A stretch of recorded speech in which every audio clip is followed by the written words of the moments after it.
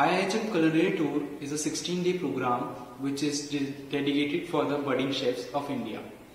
The leg 1 of this tour will be happening in Lucknow, the city of Nawabs and Kebabs, where we will explore all about the Mughlai culture and the cuisine.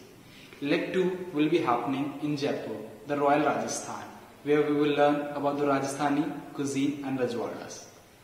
The leg 3 would be happening in the capital city of India, Delhi, where we will learn and explore the cuisines all around the India at one place.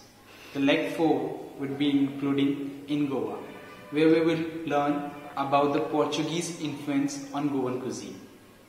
Not only this, I would like to thank Dr. Suvarna Bose, our founder and chief mentor of IIHM, along with Ms. Chaturvedi, campus director of IIHM Jaipur, for providing me such an opportunity to learn and explore.